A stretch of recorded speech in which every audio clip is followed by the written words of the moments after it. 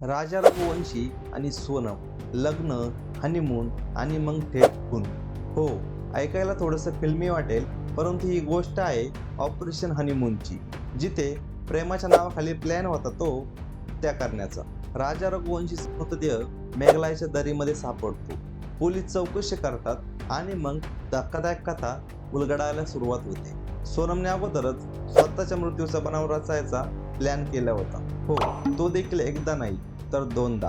तिचा प्रियकर राज कुशवा, तिचे आई वडील आणि राजा सर्वच या नाट्यामध्ये गुंतले होते. अगोदर बघूया की सोनमचे नक्की काय व कुठले प्लॅन होते. तर प्लॅन नंबर 1 असा होता की सोनम अचानक गायब होणार होती आणि जगाला सांगायचं होतं की ती नदीमध्ये वाहून गेली. आणि प्लॅन नंबर 2 होता की एका महिलेची हत्या करून सोनमच्या स्कूटीवर तिची बॉडी ठेवायची आणि जगाला सांगायचं की सोनमचा अपघात झाला व ती मृत्यू पावली. परंतु दोन्ही वेळेस सोनमचा प्लॅन फसतो आणि मग तिथूनच सुरू होतो पुढचा टप्पा, म्हणजेच राजा रघुवंशीची हत्या. 11 मेला सोनमचं आणि राजाचं लग्न होतं. लग्नाच्या फक्त 11 दिवसामध्येच सोनमचा डाव सुरू झाला होता.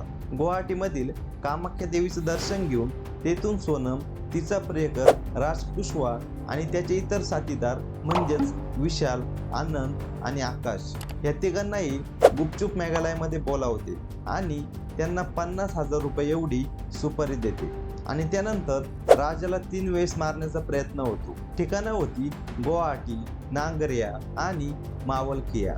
परंतु राजाचं नशीब मात्र राजाला वाचवत होतं. परंतु अखेर तारीख उजाडते ते 23 मे. ठिकाण होतं वैसाडोंग.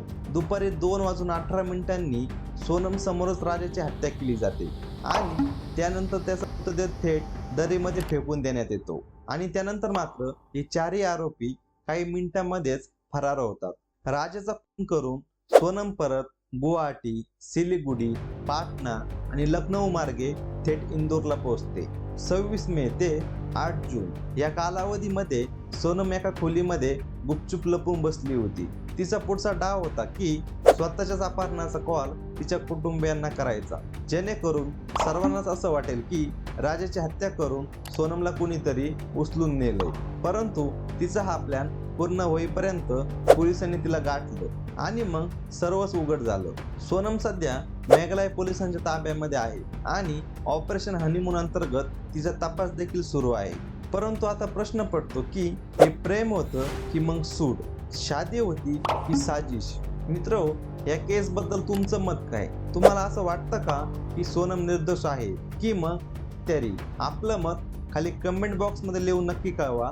हा व्हिडिओ जर तुम्हाला आवडला असेल तर व्हिडिओला नक्की लाईक करा, शेअर करा व अशीच माहितीपूर्ण व्हिडिओ या पुढेही पाहण्यासाठी आपलं यूट्यूब चॅनल महाराष्ट्र लाईव्हला सबस्क्राईब करायला अजिबात विसरू नका. पुन्हा भेटूया एका नवीन व्हिडिओसह. तोपर्यंत स्वतःची काळजी घेत राहा. जय महाराष्ट्र.